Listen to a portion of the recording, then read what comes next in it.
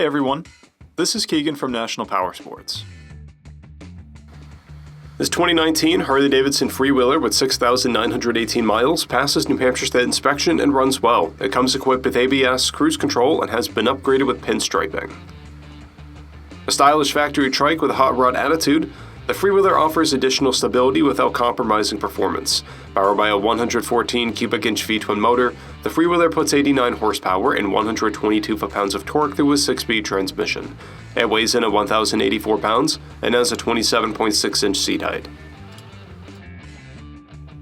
To see everything we know about this vehicle, including full mechanical and cosmetic condition reports, the service repair order, high-resolution photos, and more, please visit the listing on our website.